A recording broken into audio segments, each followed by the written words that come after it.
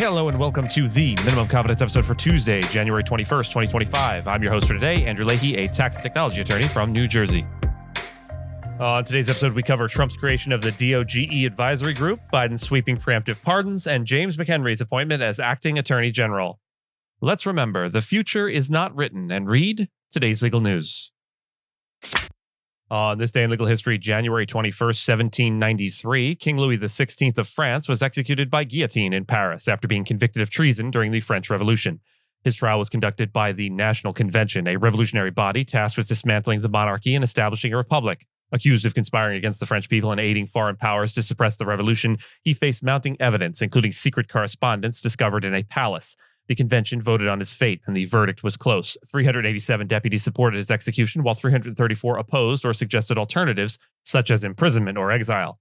This slim margin highlighted deep divisions within the revolutionary government. On January 20th, Louis was sentenced to death without delay. The following day, he was brought to the Place de la Révolution, now the Place de la Concorde, where a large crowd gathered to witness the historic event. Before his execution, Louis attempted to speak to the crowd but was drowned out by drum rolls. Moments later, the guillotine fell, marking the end of his reign and symbolizing the revolutionary shift in France from monarchy to republic. His death intensified political upheaval, leading to the radicalization of the revolution and the Reign of Terror. It also caused shockwaves across Europe as monarchs in neighboring countries viewed the event as a direct threat to their own thrones. The trial and execution of Louis XVI remain pivotal moments in legal history. They demonstrated the rise of the concept of sovereign accountability, placing a king on trial as a common citizen judged by a revolutionary tribunal. This marked a turning point in the relationship between rulers and their subjects, challenging the divine right of kings and setting a precedent for constitutional governance.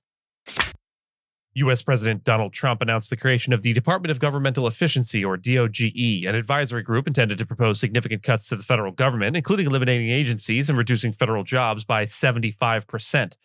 Co-led by Tesla CEO Elon Musk and former presidential candidate Vivek Ramaswamy, the group has no formal power to implement its proposals. Legal challenges emerged immediately after the announcement, with groups like National Security Counselors and Citizens for Responsibility and Ethics in Washington arguing the initiative violates federal advisory committee regulations. Critics questioned DOGE's legal status and operational transparency, with additional lawsuits filed by unions and public health organizations. Meanwhile, Ramaswamy appears to be stepping away from the initiative to pursue a gubernatorial campaign in Ohio. Advisory groups aimed at government efficiency have a mixed history. A similar effort under President Ronald Reagan produced limited results. Observers remain skeptical of DOGE's potential impact given its vague structure and controversial proposals.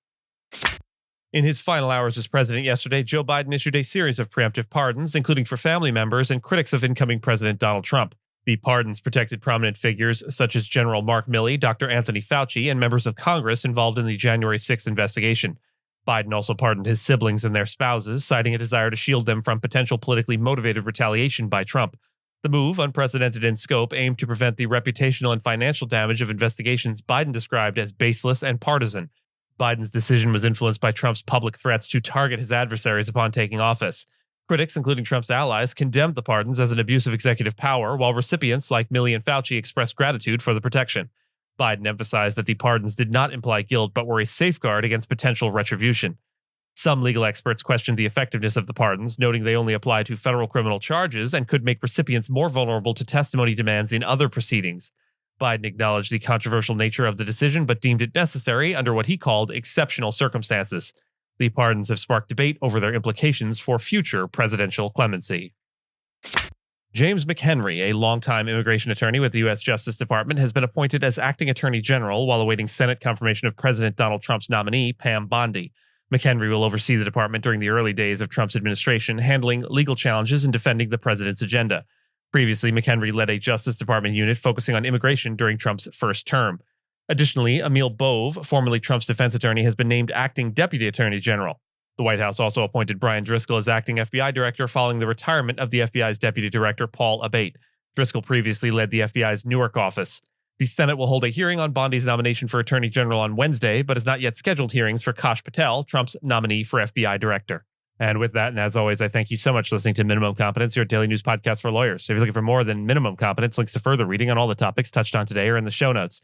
And reviews go a long way towards helping new listeners to find our show. If you have a moment, leave a rating or review on your podcast player. We'd sure appreciate it. And if you know someone that might be interested in the story we cover, consider sending them the episode. But remember, nothing here should be construed as legal advice because it is certainly not that.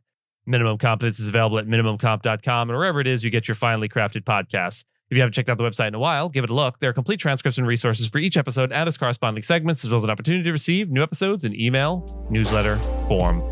We'll see you back here tomorrow, and until then, remember, life is short. Smile while you still have teeth.